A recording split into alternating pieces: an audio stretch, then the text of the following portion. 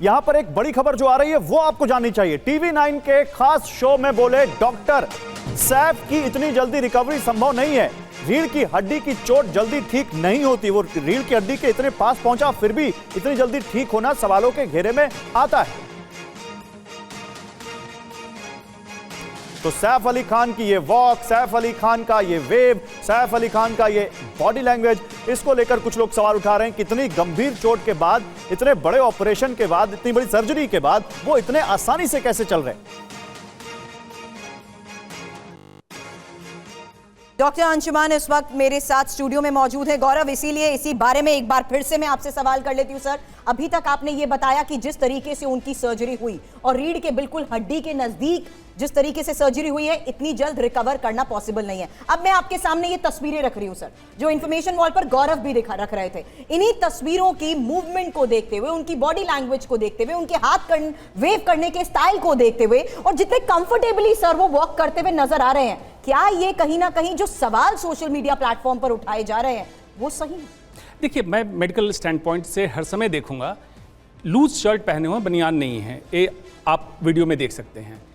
तो किसी भी बेल्ट की गुंजाइश नहीं बनती है। जो सपोर्टिंग बेल्ट डॉक्टर जयंती कह रही थी, क्लियर कट दिख रहा है। बैक प्रोफाइल आप जब देखेंगे तो कोई भी बेल्ट नहीं है, मतलब अनसपोर्टेड स्पाइन है। चल रहे हैं, इसका मतलब है मूवमेंट प्रॉपर है, डीप सीटेड इंजरी नहीं हुई है। इस वीडियो को देख के एज ए मेडिकल एक्सपर्ट मैं क्लियरली इस बात को कह सकता हूँ।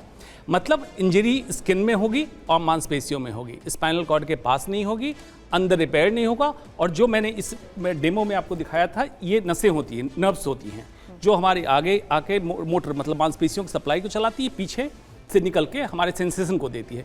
ये इस पे कहीं इंजरी नहीं हुई है। इसका मतलब है पैरा स्पाइनल मसल, मतलब रीढ़ की हड्डी के साइड से जो मांसपेशियां चल रही होती हैं, ये जिमर की जो योग करते हैं उनकी काफ़ी स्ट्रांग होती है। आप देखते होंगे जब लोग नंगे बदन खड़े होते हैं तो पीछे टाइट मांसपेशियां दिखती हैं। इन मांसपेशियों पे अगर चाकू लगे तो रिफ्लेक्स एक्शन हमारे बॉडी में है, जो मांसपेशियां कंट्रैक्ट करती है और तुरंत चाकू टूट जाएगा। हाँ, इवन जो ज़ेन बुद्धिज्म के लोग हैं, उनको एक अलग तरीके की एक्सरसाइज कर, जिसको जापान में वॉरियर बनाया जाता है, वो अपने पेट पे चाकू लेके तोड़ सकते हैं, इतना है। तो ये मांसपेशियों का अगर चाकू टूटा है और इस तरह से चल रहे हैं, तो इसका कंक्लूजन यही निकलता है कि मांसपेशियों की इंजरी है, मांसपेशियां स्ट्रांग है, ओब्वियसली जिमर होंगे, और डीप सीटेड इंजरी नहीं होगी।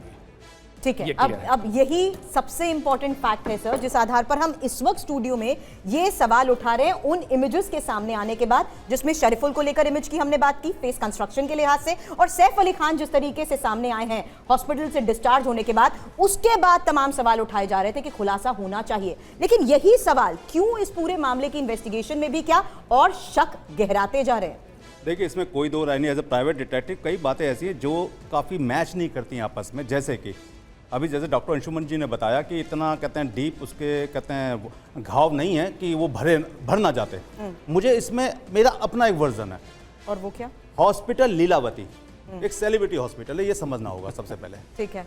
वहाँ पे जितने भी सेलिब्रिटीज आते हैं सबके इलाज वहीं होते हैं तकरीबन, ये हम काफ़ी टाइम से देखते आ रहे हैं।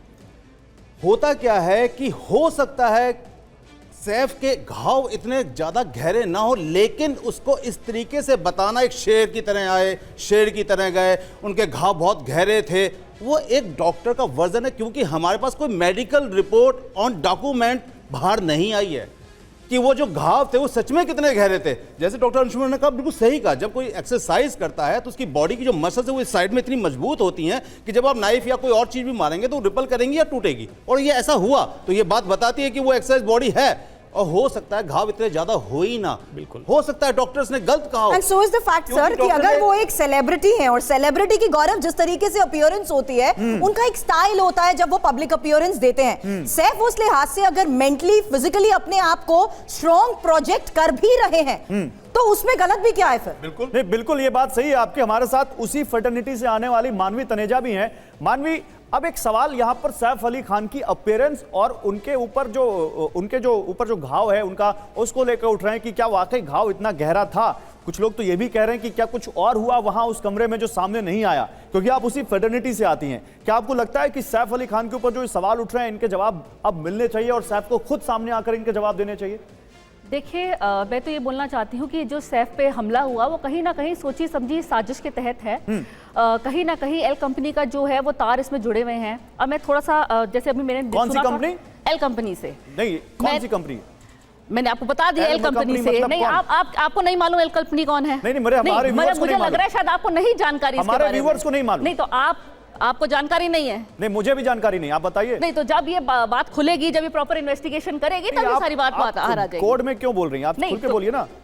कोड में नहीं बोल रही हूँ मैं, एल कंपनी सबको पता है, इसमें कोई कोड नहीं है, सबको पता है एल कंपनी कौन सी है और सबको पता है डी कंपनी कौन सी है। अब इससे ज्यादा और क्या जानकारी आप जानना चाहते हैं? तो आप ये कह रही हैं कि इसमें अंडरवर्ल्ड का कनेक्शन है? कोई ना कोई अंडरवर्ल्ड का कनेक्शन है। अभी हमें 2-3 बातें बोलना चाहती हूँ। जैसे अभी डिटेक्टिव ने बोला कि जो जबड़ा है जो फोटो में लिया गया है और जो सीसीटीवी में, दोनों का डिफरेंस है। मैं बिल्कुल सहमत हूँ, क्योंकि अगर जो फोटो दिख रही है, जैसे आधार कार्ड से इसको कंपेयर किया जा रहा है कि आधार कार्ड में आपकी फोटो बड़ी डिफरेंट होती है, लेकिन कहीं वो रातों रात उन्होंने बोटॉक्स तो नहीं करा दिया जिस हिसाब से उनका जबड़ा भर गया, क्योंकि वो दोनों व्यक्ति सेम नहीं है। कहीं ना कहीं ये देखिए, कहीं ना कहीं वो एल कंपनी को बचाने की कोशिश करी जा रही है और उसी वजह से ये ब्लेम गेम किसी और पे डल जाता है। दूसरी बात मैं बोलना चाहती हूँ, जैसे अभी डॉक्टर साहब ने बोला कि साइकोलॉजी अगर देखी जाए तो सैफ चल करके आ रहे हैं, वो देखिए फिल्म फ्रेटर्निटी से हैं, अगर उनको पेन है तो कई बार आपको हमारे को क्या सिखाया जाता है कि आपको जितना मर्जी अंदर से पेन है लेकिन आपके फेस पे नहीं आना चाहिए, तो इसलिए उनके फेस पे नहीं है, उनके फैंस उनके इंतजार कर रहे थे, इसलिए उन्होंने वेव कर दिया। दूसरी बात, कहीं ये जहां तक मुझे डिबेट सुन करके समझ में आ रहा है कि लोग उनकी फिटनेस पे सवाल कर रहे हैं, एक क्वेश्चन मार्क है हम लोगों के मन में। तो मैं क्लियर करना चाहती हूँ, इस हिसाब से ये डॉक्टर जिसने इलाज करा है सैफ का, उसके लिए सवाल उठा रहे हैं, जिस हॉस्पिटल में इलाज है ये उसके ऊपर सवाल उठा रहे हैं, ये जो ऑटो वाला लेकर के गया ये उसके ऊपर भी सवाल कहीं ना कहीं ऑटो वाले पे क्या सवाल उठा रहे हैं? ऑटो वाले पे तो कोई सवाल नहीं उठाया। तो मैं कह रही हूं ऑटो वाले पे सवाल कहां पे? देखिए सवाल दो जगहों पे, मानवी सुनिए, सवाल दो जगहों पर, आपने तो एक तीसरा सवाल जोड़ दिया। सवाल था कि ये जो दो शख्स दिख रहे हैं एक सीसीटीवी में और जिसको पुलिस ने पकड़ा, क्या वो दोनों एक हैं? एक सवाल।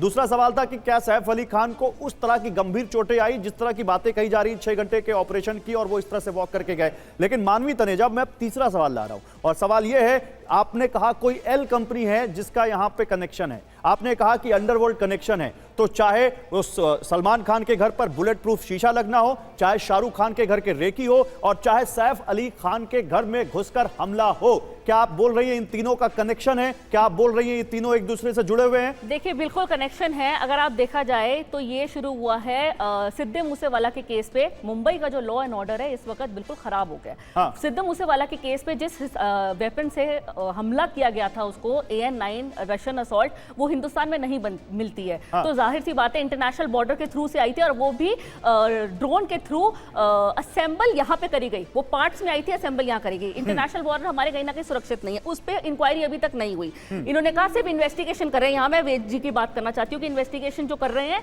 वो कभी नहीं पूरी हुई। फिर मैं बात करती हूँ बाबा सिद्दीकी के मामले में। बाबा सिद्दीकी में 9mm की पिस्टल किसी के भी हाथ में आ जाती है, जबकि वो डिफेंस के पास है, सबको पता है। मैं आपसे कुछ और पूछ रहा हूं, मैं आपसे पूछ रहा हूं कि क्या इन तीनों का कनेक्शन है? क्या अंडरवर्ल्ड इन्वॉल्व है? मानवी तनेजा फिल्म फ्रेटर्निटी से आने वाली, सैफ अली खान जहां पे एक्टिंग करते हैं उसी एक्टिंग फ्रेटर्निटी से आने वाली मानवी तनेजा कह रही है इसके पीछे अंडरवर्ल्ड है। घर में फायरिंग हो रही, तार जुड़े हुए हैं। आप मेरी बात समझिए, सलमान के घर में उसके फादर को मॉर्निंग वॉक में पकड़ लिया जाता है और उसके बाद वहां पे भी तार जुड़े हैं कि उसको वहां पे उनके फादर को वहां पर पे धमकी दी जाती है, तब भी मुंबई पुलिस कोई एक्शन नहीं लेती है। फिर उसके बाद अभी सैफ अली खान, फिर शाहरुख खान के घर रेकी करी जा रही है, उसमें भी अभी मुंबई पुलिस कुछ नहीं कर रही। तो आप बताइए, बहुत बड़ा बात उठा दिया उन्होंने। देखिए गौरव जी, जो इन्वेस्टिगेशन है और खास तौर से हाई प्रोफाइल केस जिस तरह सैफ अली का केस है, हाँ। ये बड़ा डेलिकेट है। इसके अंदर पुलिस की जिम्मेदारी है अकाट्य सबूत, इनकॉरिजेबल एविडेंस क्या ये भी एक कारण हो सकता है? अकाट्य सबूत इकट्ठे करना है।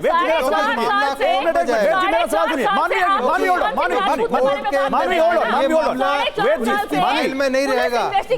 हम एक दूसरे से डिबेट नहीं कर रहे मानवी, हम एक दूसरे से डिबेट नहीं कर रहे। वेद जी मेरा सवाल सुनिए। वेद सर, आप क्योंकि दिल्ली पुलिस के सीनियर पुलिस ऑफिसर रह चुके हैं, मुझे यह बताइए, क्या इसीलिए जिस टाइट लिप की आप बात कर रहे थे कि हो सकता है कि कोई हाई प्रोफाइल मामला, तो क्योंकि सेलिब्रिटी सैफ तो है ही, लेकिन पीछे भी कोई बहुत हाई प्रोफाइल मामला हो, इस वजह से कुछ भी नहीं कहा जा रहा है? आप बताइए, पूरे इमारत की एक सीसीटीवी फुटेज आती है, बल्कि 2 आई, उसी शख्स की ऊपर जाने की नीचे आने की, उस वहां पे गार्ड कैसे गए वहां पर, उसके बाद क्या रिएक्शन हुआ, वो 55-56 मिनट के बाद क्या हलचल मची, कोई फुटेज नहीं है हमारे। देखिए गौरव जी, जानकारी नहीं है उस फ्लोर, उस जो जहां पर सैफ अली खान रहते हैं, आपको ताजुब होगा, इतना हाई प्रोफाइल बिल्डिंग या फ्लैट में रहते हैं, कोई भी सीसीटीवी कैमरा नहीं है, उनके घर के अंदर सीसीटीवी कैमरा ये नहीं जो है। शख्स आया इसके फुटेज कैसे आ गई? नीचे फायर एग्जिट पर वो जब उतर रहा था तो केवल एक वहां सीसीटीवी लगा हुआ था। कैन यू इमेजिन सर कि इतना बड़ा सुपरस्टार, बल्कि दो सुपरस्टार जिस घर में रह रहे हो, ताज्जुब की बात सर है। हमारे आपके घरों में अपार्टमेंट्स लगे होते हैं। अब नहीं है, अब नहीं है तब ये तो उनकी बदकिस्मती है सैफ अली खान की। बदकिस्मती नहीं है। हाँ तो नहीं है तो क्या करा जाए? सिक्योरिटी लैब्स है। पुलिस का क्या लैब्स है इसके अंदर, बताइए क्या सर पुलिस क्या करेगी? इससे प्राइवेट सोसाइटी, वो जिस सिक्योरिटी एजेंसी से अपने लिए सिक्योरिटी हायर करते हैं वो भी नहीं थी, उनके पास ड्राइवर भी नहीं था, वो एजेंसी भी नहीं कर रही वहां पर। ड्राइवर भी नहीं था, रात को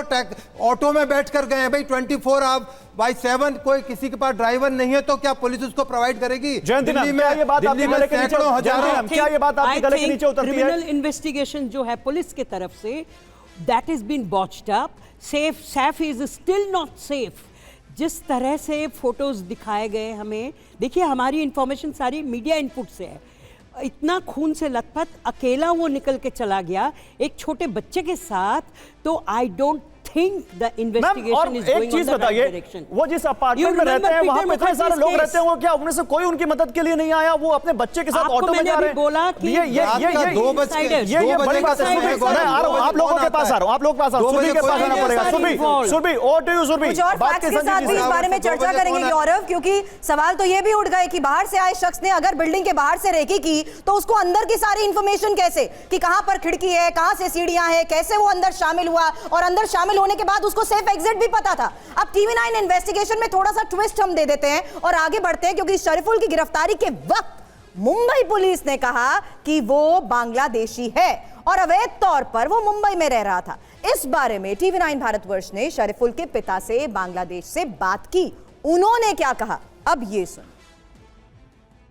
আমার এই ছেলে 2024 সালে মার্চ মাসের শেষে অথবা এপ্রিলের দিকে ভারতে গেছে, যে কিন্তু বিনা ডকুমেন্ট ছাড়া যে কি করে কোথায় কিভাবে থাকতে হবে তার আস্তে আস্তে থেকে কাগজপত্র তৈরি করে সেখানে থাকবে, এইটা ছিল তার উদ্দেশ্য। तो ये शरीफुल के पिता का बहुत बड़ा बयान है। आपको बता दें, मेरे बेटे के पास बांग्लादेशी पासपोर्ट नहीं। शरीफुल के पिता ने कहा मेरा बेटा भारत जाते वक्त सभी कागजात ले गया। शरीफुल के पिता ने कहा मेरे बेटे का उद्देश्य भारत में सेटल होना था, और पुलिस का दावा है शरीफुल ने भारत में अवैध घुसपैठ की थी। शरीफुल अवैध पासपोर्ट से भारत आया था, यह मुंबई पुलिस की तरफ से कहा गया। तो अब इस पूरे मामले की इन्वेस्टिगेशन में शरीफुल को लेकर पुलिस की तरफ से किया गया दावा, लेकिन शरीफुल के पिता से जब TV9 ने बात की तो इसको लेकर क्या बड़ा खुलासा हुआ, क्योंकि यहां आपको हम बता रहे हैं कि शरीफुल के पिता ने बताया मेरे बेटे के पास बांग्लादेशी पासपोर्ट नहीं और वो भारत में सेटल होना चाहता था। बेटा भारत जाते वक्त सभी कागजात ले गया। तो बिल्कुल सैफ का सत्य, ये बहुत बड़ा सवाल है यहां पर कि आखिर इस पूरे मामले का सत्य क्या है। आइए जल्दी से आपको दिखाते हैं यहां बिग वॉल पर क्या है। यहां पर पुलिस का दावा और शरीफुल के पिता का जवाब। पुलिस का दावा है कि शरीफुल सीसीटीवी में कैद शख्स जैसा दिखता है, और शरीफुल जिस शख्स की आप फोटो देख रहे हैं जिसको मुंबई पुलिस ने पकड़ा है, उसके पिता का जवाब है कि सीसीटीवी वाला शख्स वो नहीं है जिसको मुंबई पुलिस ने पकड़ा है, यानी वो शरीफुल नहीं है। पुलिस का दावा शरीफुल बांग्लादेश से भारत में अवैध तरीके से आया था। शरीफुल के पिता का कहना है कि उसके पास बांग्लादेश का पासपोर्ट नहीं था। अब उसके अलावा शरीफुल का पिता का कहना है, पुलिस का कहना है कि शरीफुल के पास अवैध पासपोर्ट मौजूद। शरीफुल के पिता का कहना है कि शरीफुल के पास बाकी सभी कागजात असली हैं, वो पूरे कागजात असली हैं उसके पास। इसके अलावा यहां पर ये दोनों की जो कॉन्ट्राडिक्शन है यहां पे दोनों के स्टेटमेंट में, ये अब सवाल उठा रहा है। लेकिन एक्सपर्ट्स ये कहते हैं सुरभि कि जब कोई पकड़ा जाएगा तो उसकी फैमिली वाला ये थोड़ी ना कहेगा कि हाँ ये वही शख्स है, फैमिली तो उसको बचाने की कोशिश करेगी। पुलिस का दावा है कि शरीफुल को एक पब ने चोरी के आरोप में निकाला था, उसके पिता कह रहे हैं कि मेरा बेटा चोर नहीं है। तो सवाल यहां पर यह है कि क्या उसके पिता की बात पर भरोसा किया जा सकता है सुरभि? बिल्कुल, और इस लिहाज से ये इंपॉर्टेंट स्टेटमेंट्स हैं जो बात आपने कही संजीव जी, कि जाहिर सी बात है पिता इस बात को एडमिट नहीं करेंगे, लेकिन पुलिस की इन्वेस्टिगेशन में भी तो ये जानना जरूरी है ना कि वो कब से भारत में है, उसकी गतिविधियां क्या है, उसकी मूवमेंट्स क्या है और कितने वक्त से वो यहां पर रह रहा था। जिस दिन वो पकड़ा गया था आप ही के शो पे मैंने कहा था कि एक अगर इंसान यहाँ पे 6 महीने से रह रहा था तो 6 महीने से जंगल में तो नहीं रह रहा होगा, कहीं ना कहीं उसका कोई सेफ हाउस होना चाहिए। हो सकता है वो यहाँ से चोरी करके माल बाहर भेजता रहा होगा, हो सकता है उसका कोई ग्रुप हो। ये सारी की सारी बातें इन्वेस्टिगेशन की थी। अब एज अ प्राइवेट डिटेक्टिव मेरा शक क्यों जाता है कि क्या सच में ये व्यक्ति वही व्यक्ति है जो हमें सीढ़ियों पर दिख रहा है? क्योंकि विदाउट किसी इंफॉर्मेशन के, विदाउट किसी रैकी के, विदाउट किसी इंटरनल इंफॉर्मेशन के एक आदमी 10 फ्लोर छोड़ के 11वें फ्लोर पे चोरी करता है। और वही व्यक्ति कुछ दिन पहले शाहरुख खान क्या रैकी करता हुआ दिखता है झाड़ियों के अंदर। वही व्यक्ति जो ये कहता है कि मैं गलती से सीढ़ी पे चढ़ गया था। अब आपके पास अगर मोटिव जानने के लिए ये चीजें इंपॉर्टेंट है, इन कड़ियों को जोड़ना ये इंपॉर्टेंट है। सारी कड़ियां जब जुड़ेंगी तभी 100% क्लियर होगा। और पुलिस कर रही है, इसमें कोई दो राय नहीं है कि पुलिस हर चीज हमें नहीं बताएगी। हम जितने भी अपने बात बता रहे हैं वो हम अपने व्यूज दे रहे हैं। यहाँ जितने भी पैनलिस्ट हैं सबके अपने व्यूज हैं। कोई कह रहा है अंडरवर्ल्ड, अरे अंडरवर्ल्ड का काम करने का तरीका देखिए, सॉफ्टिकेटेड हथियार यूज करते हैं वो। आज तक जितने भी क्राइम हुए उसके अंदर सॉफ्टिकेटेड हथियार यूज किए गए। L what the mean L, सीधा कहिए कि कहते हैं लॉरेंस बिश्नोई के हथियार, जितने भी हथियारों ने यूज किए हैं सबके सब सॉफ्टिकेटेड हथियार हैं। एक छुरी लेके, छोटी सी आरी का तलवार, वो ब्लेड लेके एक आदमी घुस जाता है और मार के आता है। अगर वो उसका हत्या करना चाहता तो हत्या करता। अगर वो क्रिमिनल होता, घर के बाहर कट्टा यूज हुआ था, सोफिस्टिकेटेड हथियार यूज नहीं हुए थे। अगर वो कत्ल करने जाता तो कत्ल करता, गारंटीड कत्ल करता, क्योंकि उसने हथियार मारा, उसको उसने घाव दिए। वो ऐसा घाव देता कि जिससे आज सिचुएशन कुछ और होती, लेकिन ऐसा नहीं हुआ। एक चोर की तरह उसने हथियार चलाया, चोर की तरह वो भागा, चोर की तरह वो छुपा, चोर की तरह उसने रैकी की, चोर की तरह। एक बात है यहाँ पर संजीव देशवाल जी, इसमें एक सवाल है। सुरभि, एक सवाल मैं लेना चाहता हूँ संजीव देशवाल से। संजीव जी, एक सवाल मैं आपसे लेना चाहता हूँ। I don't agree. एक मैम, जयंती मैम मैं आ रहा हूँ। संजीव जी, आप मुंबई पुलिस पे इतना बुलिश हैं। मुंबई पुलिस ने तो एक शख्स को और पकड़ा था और विद इन आवर्स उसको छोड़ दिया कि इसका कोई लिंक नहीं है। वो भी तो बिल्कुल ऐसा ही दिखता था, वो भी तो बिल्कुल ऐसे दिखता था। मैं यही बात बोल रहा हूं। चल रही होती है, पकड़ में आते हैं तो कल लोग पकड़ में आ रहे हैं क्योंकि पुलिस उसको पब्लिक की इंफॉर्मेशन मिल रही है। पुलिस को पब्लिक की इंफॉर्मेशन के बाद जब पुलिस काम ना करे। इस बात पे एग्जिट भी चोर की तरह नहीं थी। He was totally familiar with the map, he knew where to enter. Therefore I am saying, ma'am, therefore I am saying कि वो एंट्री कैसे करता है विदाउट इंटरनल इंफॉर्मेशन के? उसको इंटरनल इंफॉर्मेशन थी।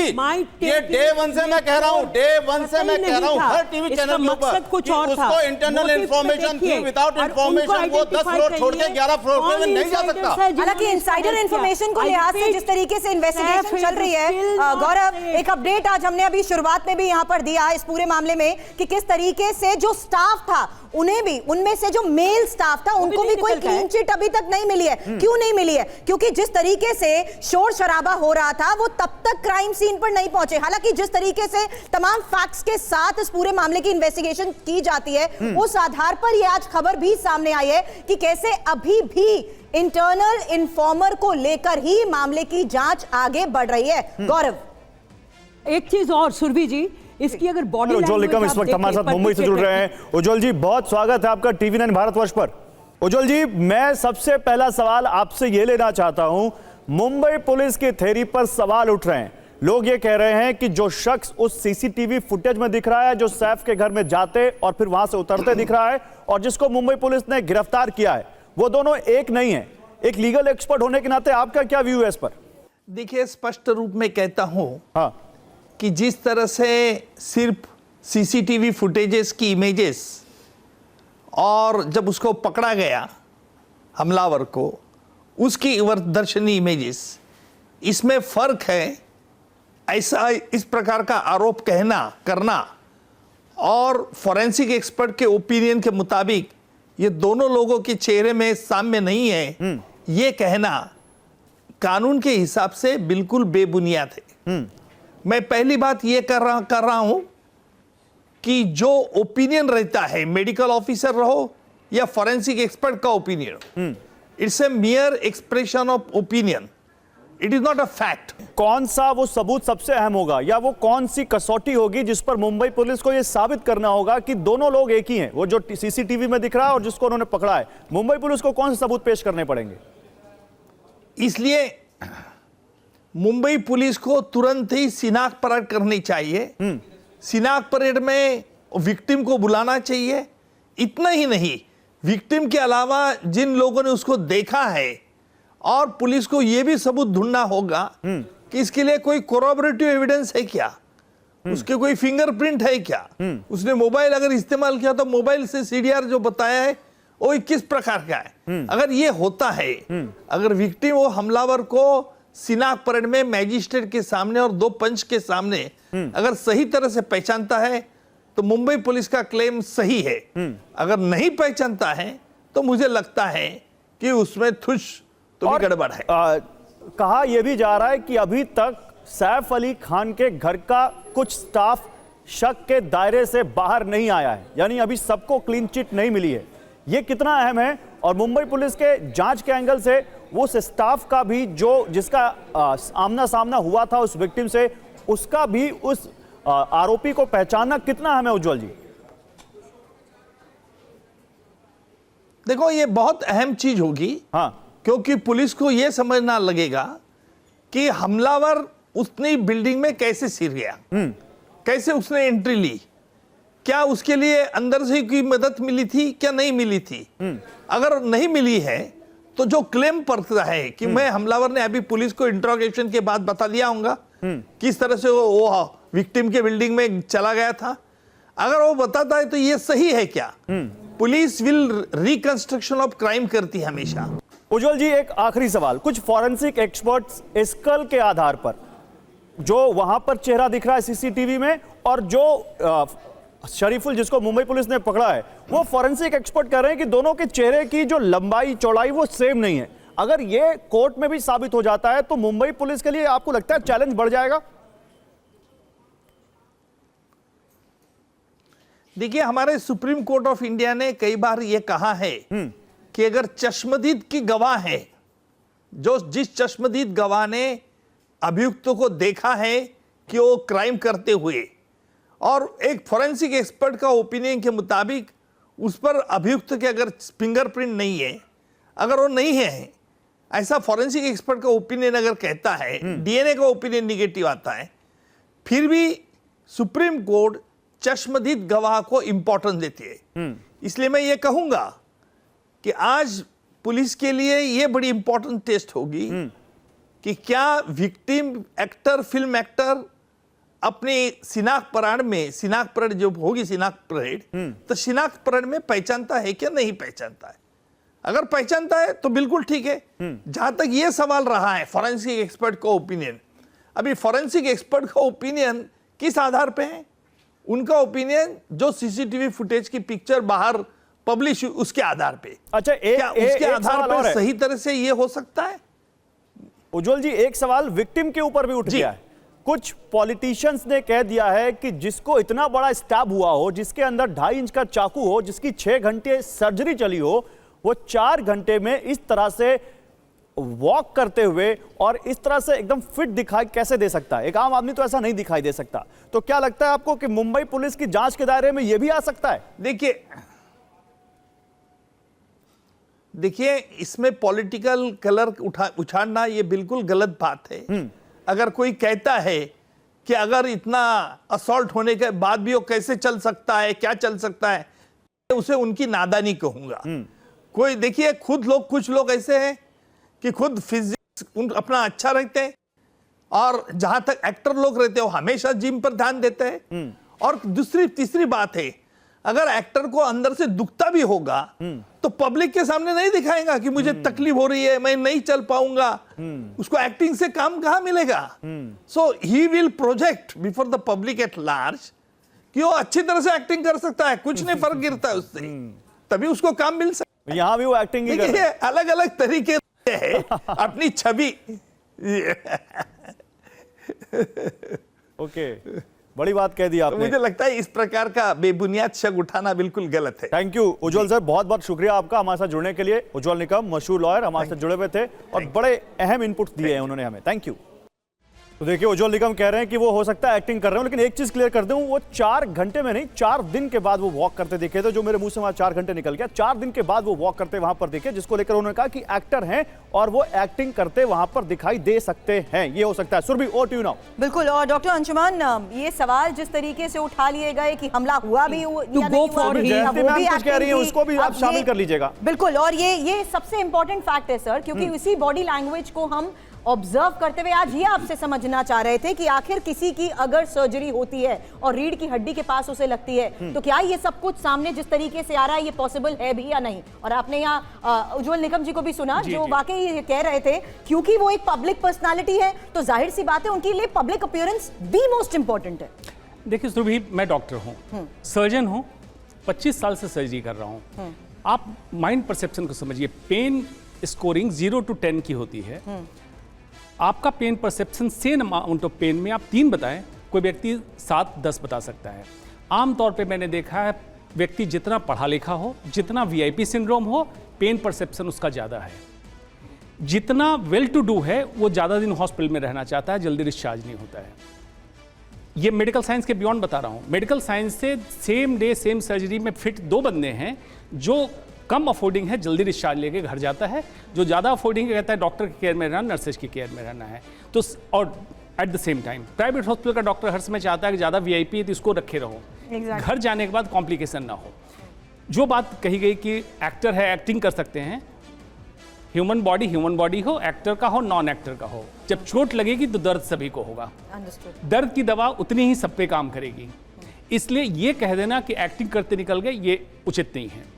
अगर दर्द होता तो अस्पताल में रहते, पेन मैनेजमेंट हो रहा होता और डॉक्टर के केयर ऑब्जर्वेशन में रहते। इसलिए सबसे इंपॉर्टेंट रिपोर्ट है जिस सर्जन ने ऑपरेट किया उसके सर्जिकल नोट्स, उसने क्या लिखा है, एग्जैक्टली इंजरी कितनी है, यही सबसे इंपॉर्टेंट है। उसमें सर्जन को लिखना पड़ता है कि रिपेयर क्या क्या किया है आपने, मांसपेशियां रिपेयर की है या स्पाइनल फ्लूइड के लीकेज जो वहाँ रिपेयर किया है कि नहीं किया है, स्किन में कितने सूचर्स आए, टाके लगे हैं, ये सब बहुत अहम पॉइंट्स हैं और ये ऑब्वियसली कोर्ट को दिया जाएगा और ये इंपॉर्टेंट मुद्दा बनेगा कि एग्जैक्टली इंजरी कितनी थी।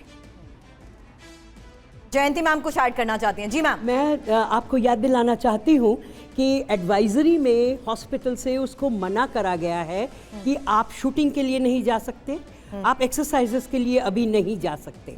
तो ये जो चीज़ है, you know, portraying yourself in the public, जैसे वो जब वापस आ रहा था तो वो वाकई वो पेन में था नहीं था, ये तो देखने की बात है। और जहाँ तक आइडेंटिफिकेशन की हमारी कंट्रोवर्सी चल रही है ऑफ द परपिट्रेटर, सो करीना ने भी उसको देखा, नैनी को भी चोट लगी, नैनी भी मौजूद है। मेरे ख्याल से Mumbai police should take their help for identifying who is the real perpetrator. मतलब 3 से 4 लोगों ने देखा है और वो बहुत इंपॉर्टेंट होगा उनका वेरीफाई करना। पहले भूपेश जी, पहले भूपेश जी फॉरेंसिक एक्सपर्ट हैं। भूपेश जी मुझे ये बताइए, उज्जवल निकम कह रहे हैं कि विटनेस का वहां पर वेरीफाई करना ज्यादा इंपॉर्टेंट है, फॉरेंसिक जो एविडेंसेस होंगे वो सेकेंडरी होंगे। फॉरेंसिक एक्सपर्ट और कैसे यहां पर साबित कर सकते हैं कि ये दोनों एक हैं या एक नहीं? देखिए, एक बात मैं यहाँ पे बिल्कुल क्लियर कर देना चाहूँगा। पहले भी पुलिस ने एक शख्स को पकड़ा जिसकी तस्वीरें मीडिया में जारी हुई थी। उसी को कहा जा रहा था कि ये पकड़ा गया, ये सैफ का हमलावर। तो क्या वो सही था? वो भी उसी सीसीटीवी फुटेज के आधार पर लोक अलाइक को आइए जरा चलते हैं इस वॉल पे। आइए आप बोलते रहिए। आइए जरा, यहाँ पर हम तस्वीर भी दिखा रहे हैं, आप बोलते रहिए। आइए बिल्कुल। जो लोक अलाइक था, जो पहले पकड़ा गया था, और वो स्कल भी लाएंगे तो आप ज्यादा बेटर होगा। प्लीज आप बोलते रहिए। जो लुक अलाइक था, जो पहले ही पकड़ा गया था, तो क्या मुंबई पुलिस से तब गलती हुई थी उस समय? जो ट्रेन की बोगी जो जनरल डिब्बे में सफर कर रहा था उसको पकड़ा गया था, उसके ऊपर शक किया गया था, तो क्या वो उस समय गलत था या ये अब गलत है? नहीं, 2 लोग पकड़े गए थे, दोनों को क्लीन चिट दी उन्होंने कि ये दोनों को क्लीन चिट दे दी। ठीक है, यानी कि या तो ये सैफ ने या जो भी वहां पे थे उन्होंने पहचाना कि नहीं ये वो बंदा नहीं था, और शायद इसके ऊपर ये शक गया कि हाँ शायद ये बंदा हो सकता है, इसको इसलिए पकड़ा गया। नहीं, मैं आपसे कुछ और पूछ रहा हूँ। इन दोनों के चेहरे के मिलान के अलावा, फिंगरप्रिंट्स के अलावा क्या कोई और फॉरेंसिक एविडेंस हो सकता है जो इस केस में ये बता सके कि ये दोनों एक हैं या एक नहीं? जी देखिए, बिल्कुल मोबाइल का डंप डेटा, इसके मोबाइल का डंप डेटा कि ये उस लोकेशन पे था उस समय, ये उस समय उस लोकेशन पे था या नहीं था, इसके मोबाइल का डेटा जो डंप डेटा है या लोकेशन हिस्ट्री है या जो भी है उससे पता लग सकता है। इसके फुटप्रिंट्स भी, खाली फिंगरप्रिंट ही नहीं, जो फुटप्रिंट्स हैं वो से पता लगता है। और कहीं भी किसी और सीसीटीवी फुटेज में जब ये बाहर निकला, ऐसा नहीं हो सकता कि पूरे ही कहीं किसी एरिया में, जब तक ये बांद्रा तक गया, इसने ट्रेन पकड़ी, जो भी कुछ किया, पूरे किसी एरिया में सीसीटीवी नहीं था, ऐसा नहीं हो सकता था। तो उस बॉडी स्ट्रक्चर को लेकर उसका जो बॉडी बिल्डअप है, जैसा मैडम ने अभी बताया था, मीजोमॉर्फ, एंडोमॉर्फ, हमारे 3 तरह के बॉडी के स्ट्रक्चर होते हैं, तो क्या वो बॉडी स्ट्रक्चर और इस व्यक्ति का बॉडी स्ट्रक्चर जो पकड़ा गया है, क्या वो सेम है या नहीं है, ये सारी बातें उतनी ही महत्वपूर्ण है फॉरेंसिक दृष्टि से। नहीं, एक सवाल और है, क्योंकि यहाँ पर अभी आप प्लीज अपना स्थान ग्रहण कीजिए। वेद जी, अभी मानवी जी ने कहा कि ये हो सकता है एल टीम का, एल कंपनी का काम हो, या कह रही अंडरवर्ल्ड का काम हो, तो क्या ऐसा भी हो सकता है कि ये अकेला ना हो?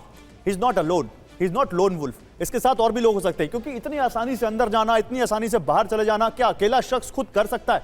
और वो भी पहले जो अभी डिस्कशन चल रहा था वो ये था कि जो चल रहा था, फिर रहा था, उसके बारे में जो ऑथेंटिक जो जानकारी है इंट्रोगेशन के दौरान में जो एग्जामिनिंग डॉक्टर्स हैं, जो जिनके बारे में डॉक्टर्स के बारे में आप लगातार दिखा रहे हैं, वो बताएंगे कि इंजरीज की क्या पोजीशन थी। नंबर 2, सबसे अहम पॉइंट है, डॉक्टर को लिख के देना होता है कि whether the patient is fit for statement और नॉट।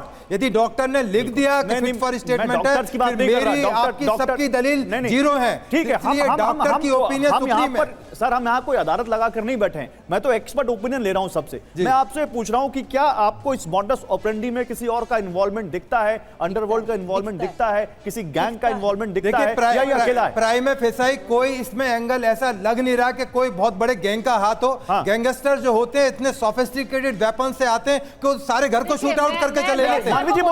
इसलिए कहना कि बहुत बड़े गैंग का उसके अंदर हाथ था, पीछे बहुत सारी चीजें रूल्ड आउट करेगी इन्वेस्टिगेशन के दौरान में, उसको लेकर जाएगी जो प्लेस ऑफ ऑकरेंस है, उसको तमाम चीजें दिखाई जाएंगी, गवाहों को कन्फ्रंट कराया जाएगा, इंट्रोगेशन की जाएगी आमने सामने बैठा। सवाल समझिए, मैं इसलिए पूछ रहा हूं, उसको मालूम है कि किस फ्लोर पे डक्ट है, उसको मालूम है कि किस फ्लोर पे इमरजेंसी स्टेयर्स हैं, उसको मालूम है कि कौन से फ्लोर पे वो शख्स रह रहा है जिसके यहाँ उसको जाना है, और वो बड़ी आसानी से सब कुछ करते हुए चला जाता है दूसरी बिल्डिंग के जरिए आकर। हाँ, तो ये इनसाइडर का रोल है या नहीं है? पुलिस उसको रूल आउट करेगी। क्या उसने कोई रेकी की? उसने रेकी की थी, कोई पहले वहां पर विजिट करके रास्ता देखकर गया था, नहीं गया था? मैं चाहती हूँ सिक्योरिटी लैब्स को सेटअप किया गया था। करीना उस वक्त लोगों को जानकारी नहीं है, उस वक्त करीना घर पे मौजूद नहीं थी, वो पार्टी में गई थी। सोशल मीडिया की पोस्ट उसकी नहीं, पुलिस के एफआईआर कहती है करीना उस घर में थी जब वो हुआ था। करीना वहां पे थी नहीं, करीना बाद में आई थी। करीना उस वक्त नहीं थी, उस वक्त मौजूद थी, उस वक्त नहीं थी, करीना बाद में आई थी। हॉस्पिटल ले जाया गया है, 145 पर बताया जा रहा है कि ये इंसिडेंट हुआ था। नौकरानी का बयान है, नौकरानी का बयान है, करीना घर पे ही थी, करीना घर, पुलिस के एफआईआर में था, करीना घर पे ही थी। स्टेटमेंट आना बहुत जरूरी है, क्योंकि करीना की अगर आप सोशल मीडिया, करीना का खुद का बयान है भाई। मानसी, जो बात आप कह रही हैं, मानसी जो बात आप कह रही हैं, जो बात आप कह रही हैं वो लेट नाइट की नहीं है। जो जिनके साथ वो थी और जिस स्टेटस की आप बात कर रही हैं, जो सोशल मीडिया प्लेटफॉर्म पर डला, वो तमाम जिन अपनी फीमेल फ्रेंड्स के साथ थी, वो पोस्ट उस रात के 2-2:30 बजे का नहीं है, वो उससे पहले का है, यानी इवनिंग आवर्स का वो पोस्ट है। मानसी, वो इवनिंग आवर्स का पोस्ट है, लेकिन यही बात इन्वेस्टिगेशन में करीना के बयान के आधार पर भी सामने आई। मानवी, करीना के बयान में भी सामने आई कि किस तरीके से उस वक्त इंपॉर्टेंट था, क्योंकि करीना ने अपने स्टेटमेंट में ये कहा है कि वो जिस तरीके से अटैकिंग मोड पे नजर आ रहा था वो वाकई डराने वाला था। और इसमें इंपॉर्टेंट करीना के बयान के साथ साथ उस फीमेल स्टाफ का भी है जो उनके बच्चों की देखरेख करती है। अब जो बात मैम ने कही और जो बात गौरव ने भी कही, अपनी बहन को ये बात ये मैं इसलिए भी क्लियर करना चाहती हूँ क्योंकि आप जिस इंस्टाग्राम स्टेटस या आप उनके पार्टी स्टेटस की बात कर रही हैं, ये उसके बाद की घटना है, ये रात 2 बजे की घटना है। सवाल सुनिए, does it make any difference Kareena थी वहां पर नहीं थी? क्या इससे कोई फर्क पड़ता है? क्या आप करीना पे सवाल उठा रही हैं? नहीं, मेरा बहुत फर्क पड़ता है। अगर करीना वहां पे होती तो वो गाड़ी चला करके ले जाती हॉस्पिटल, लेकिन वहां पे मोबाइल की लोकेशन, करीना के मोबाइल की लोकेशन से ये बहुत कोई साइंटिफिक चीज नहीं है। करीना की मोबाइल की लोकेशन से फिक्स हो जाएगा कि उस टाइम घर पर थी या नहीं थी, ये कोई बहुत टेक्निकल। सब लोग एक साथ मत बोलिए। जयंती मैम, आप बार-बार मोटिव इसलिए कह रही हैं क्योंकि इनसाइडर की इंफॉर्मेशन के जरिए ही उसको उस तमाम बिल्डिंग के वेयर अबाउट्स और एग्जिट और एंट्री पता थी। दूसरी बात, अगर आप करीना को लेकर कह रही हैं तो जाहिर सी बात है अगर उनके हस्बैंड को या उनके बच्चे को कोई अटैक करेगा तो उनका मोटिव सबसे पहला क्या होगा? अपनी फैमिली को सेफ बचाना। If you agree to me, Jayanti ma'am. I agree. And then there is a nanny who has been attacked by the perpetrator. First attack उसने उसकी रिस्ट पे इंजरी करी है। Exactly. तो उसको क्यों नहीं आप लेते हो? Find out. Now the second thing is, Kareena वहां पे मौजूद थी, करीना ने देखा है सैफ को स्टैब होते हुए, उसके बाद उसने तैमूर को छोड़ा, जहांगीर को छोड़ा और वो भाग गई अपनी सिस्टर के घर। डॉक्टर जयंती, क्योंकि आप क्रिमिनल साइकोलॉजिस्ट हैं, एक सवाल का जवाब दीजिए। मोटिव क्या हो सकता है? मोटिव क्या हो सकता है? करीना को भी डरा रखा है डॉक्टर कि वो जयंती दत्ता, भाग के मोटिव डर के क्या हो मारे सकता है? अपने सिस्टर के घर चली गई। So I think the police investigation should really concentrate on this. दूसरी मैं चीज रिपीट कर रही हूं कि जिस तरह से इसकी बॉडी लैंग्वेज आप देखें, the way the perpetrator entered, the way with the confidence he is going out, it is impossible that उसने सिर्फ रेकी करी होगी। नहीं मैम, मोटिव पे आप नहीं बोल रही हैं। मोटिव पे आप नहीं बोल रही। मोटिव क्या हो सकता है उस शख्स का? केवल फिरौती? छोटा सा जवाब। सिर्फ फिरौती होती तो इतना खून खराबा वो नहीं करता सैफ के ऊपर। Motive is something different, one has to find out. And I repeat, insiders are involved. Saif is still not safe. Investigation is not going on the right direction. बिल्कुल गौरव, ये तमाम पहलू थे जिसके आधार पर इस पूरे मामले के इन्वेस्टिगेशन को देखते हुए जो तथ्य सामने आए वो हमने रखे, और उनके सामने आने के बाद जिस तरीके से अलग अलग प्लेटफॉर्म पर उनकी मौजूदगी, उनकी फिटनेस और मामले के इन्वेस्टिगेशन या तमाम पहलुओं पर जिस तरीके से सवाल उठाए गए, आज TV9 के इसी हाईटेक स्टूडियो में एक्सपर्ट्स के साथ हमने उसी आधार पर की चर्चा। आप सभी हमारे साथ जुड़े, उसके लिए बहुत बहुत शुक्रिया।